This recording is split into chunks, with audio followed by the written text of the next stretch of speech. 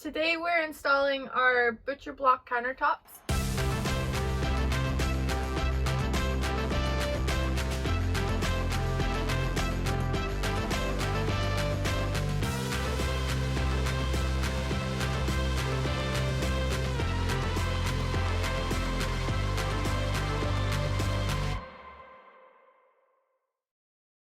So we've already opened up our butcher block and we've got it cut. We took 1 inch off of the back and we've actually kept that piece. It's right here. And we're keeping this because we're going to use it as like a little lip on the edge here. When you open your butcher block, you need to oil it within, I think it's 72 hours or something like that. So we used this cutting board oil that we got off of Amazon. It's like a gallon worth. I think it will be enough for us to do both, but we'll find out. And then we bought rubber, which is what we're going to use to mount it. So we're going to put this rubber underneath the butcher block along the edges, and it's going to act as a gasket, and it will stop vibrations and whatnot. That's the plan.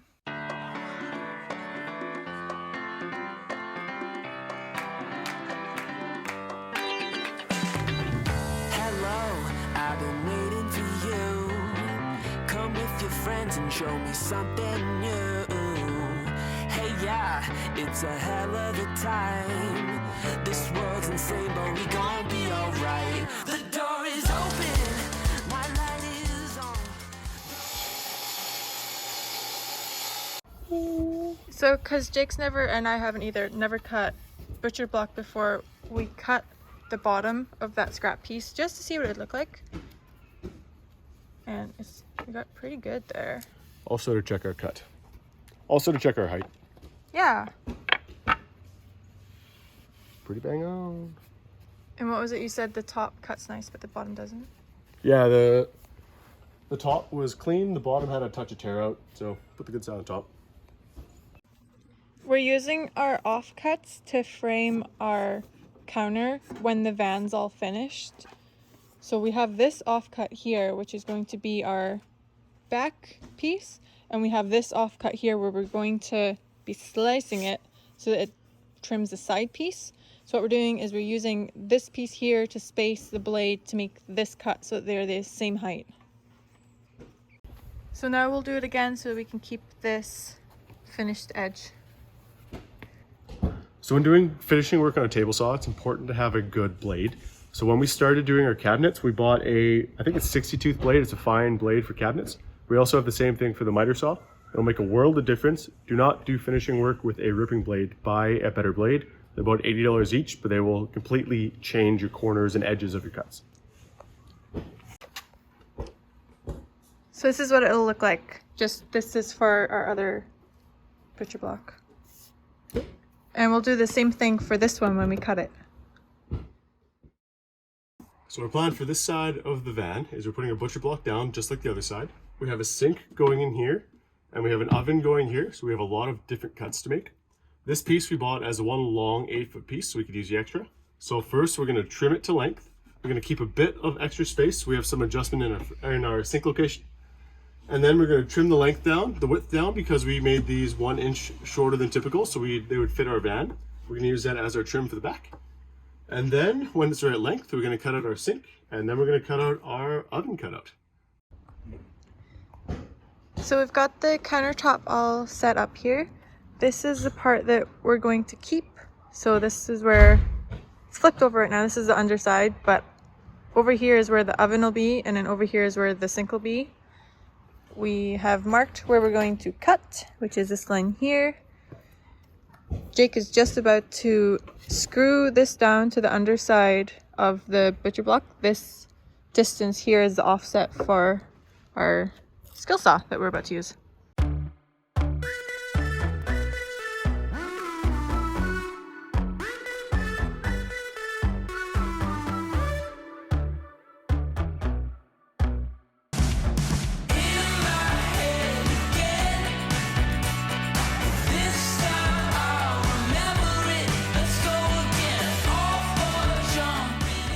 So this is the rough cut butcher block in the van where it's supposed to be.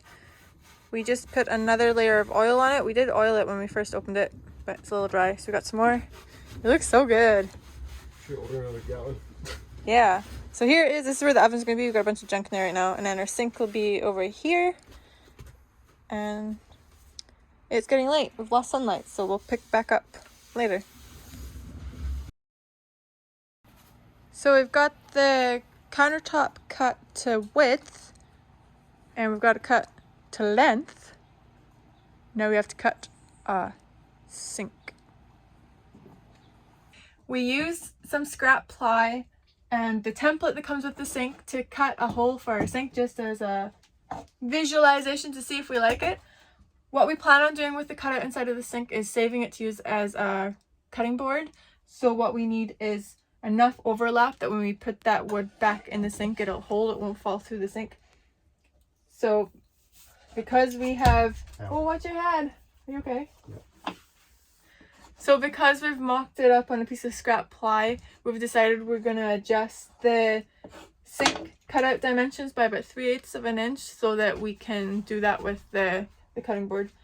Jake's just marking up where we're going to make the cut on the actual butcher block. We're using our supports as a reference point. Yeah. Our sink, the way we've built it in our cabinets, can go side to side or front and back in the van, but there's no adjustment this way. So we really need to make sure that's right before we cut it. We finally figured everything out. Let's go. Right. We've lost daylight. We've marked the cutout that we're going to cut for our sink opening in pencil. We're going to be using the miter saw here to do the straight cuts, and then we'll use the jigsaw for the corners. Brand new miter saw. Yeah, and it comes with a light. We actually didn't know it had that. The saw is all lined up for the first cut right there.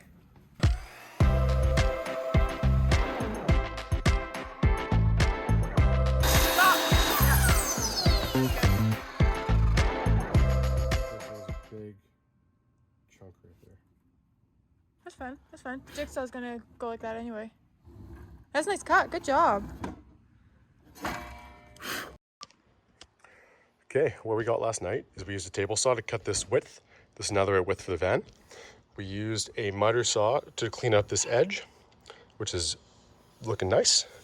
Then we also used our miter saw to cut our sink outlet. Now all it's left to do is jigsaw the corners. This is very thick and it was tough to do last night. So if this doesn't work, we'll end up using a hole saw, but first we'll practice the jigsaw on this test piece right here.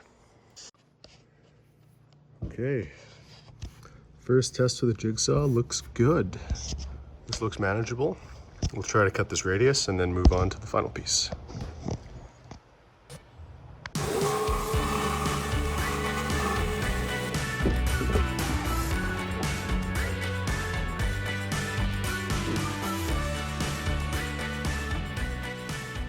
Jigsaw caught around the edges a little bit. Overall, we'll clean that up and it would be just perfect. Okay, so after cleaning this up with the router for a few hours, eventually got it looking pretty good. We're gonna put this in the van and see how it fits. Sink's cut out, everything looks good. Time to do our oven.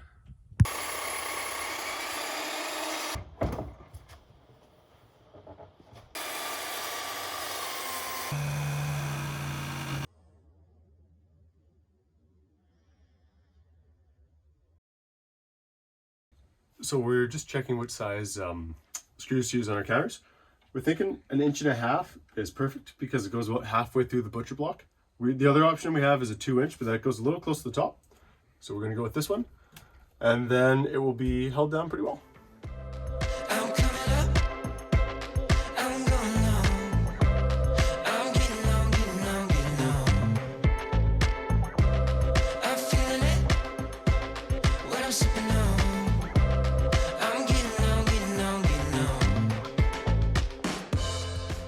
So we cut all of our rubber strips to size, and we've lined the underside of, or the tops of the cabinets where the butcher block's going to sit.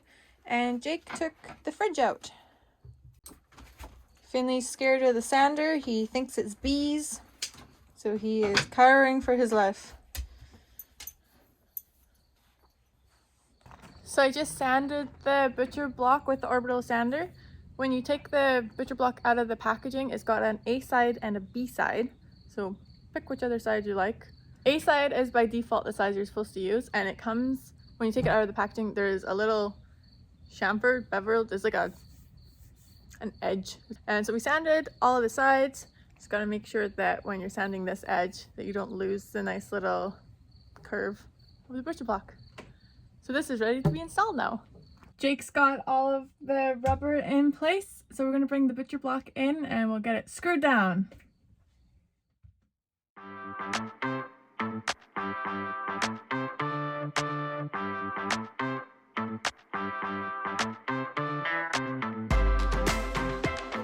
So we want a 1/2 inch overlay on this side. We're having a bench here and we want the look of the overlay, but we don't want it to stick out too far.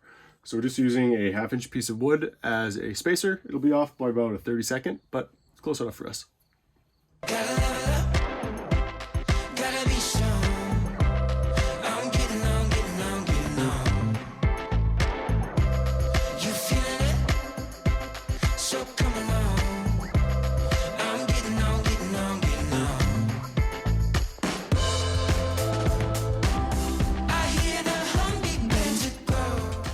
So we've got the butcher block positioned. We have 1 3/4 inch overlay here and then a 1/2 inch over here. And then we've got a piece of our nice wood here clamping so that we don't scratch up the butcher block. And we're just about to start pre-drilling some holes.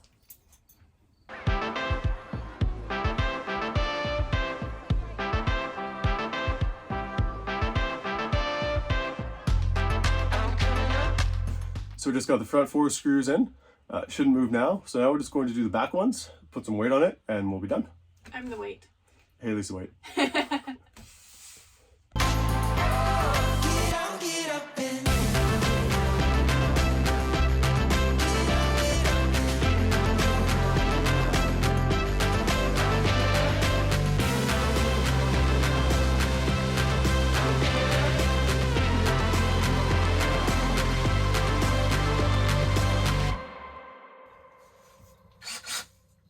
Hard work being a weight. Now we gotta do this side. Jake's gotta do this side. Lefty flip.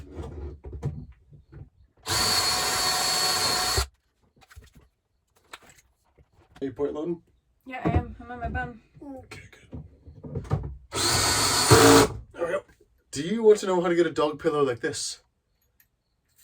I can't help you with that one. Finley's kind of one of a kind. Sorry, guys. Thanks for all your help, Finley. You're cute. You're cute. Hey, my little love bug. Thank you. Thanks for all the kisses. So Jake just put 3 screws in at the front, and then there's 3 at the back, and then same thing over here. 3 and 3. And then you can see we've got our little rubber lining right here. Everything's sucked in on nicely. It's all level. You did awesome. Thank you. So we read online that the wood needs a bit of room to expand. So what we did to accommodate this is we pre-drilled all of the holes with a bit slightly smaller than an 1/8, which was about what our screws were, just to make sure the wood didn't crack. And then we actually pre-drilled the cabinet itself with a 3/16 hole so that the shank had a little bit of wiggle room in it. It still sucked it down nice and tightly with the head, but if the wood has to expand, there is a little bit of room for it to go. Hopefully it survives the long run. Only time will tell. Only time will tell.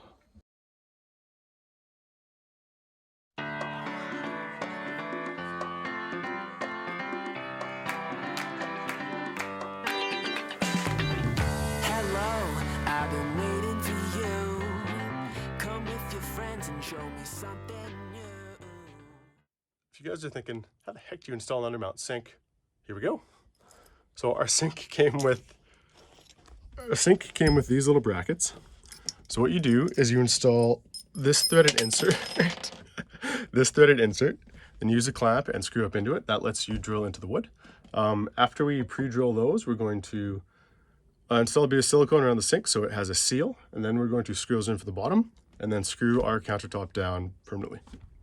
Hey, yeah, it's a hell of a time. This world's insane, but we gon' be alright. The door is open, my light is on. Blow up your speakers.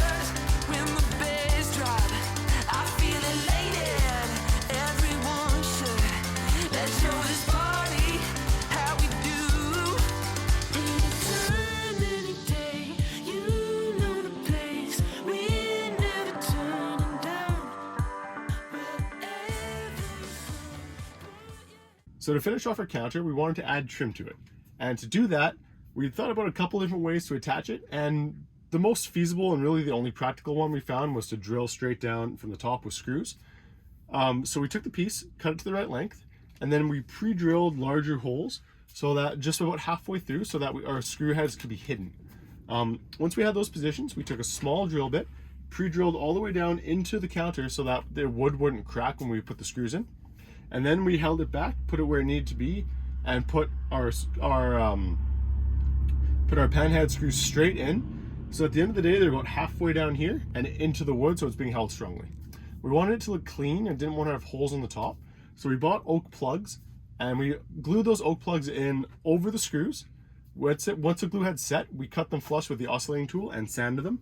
And at the end of the day, you have nice, clean, flat surfaces. You can't see the screws, and we have a nice, secure trim piece to go from our counter to our wall. Let's get together.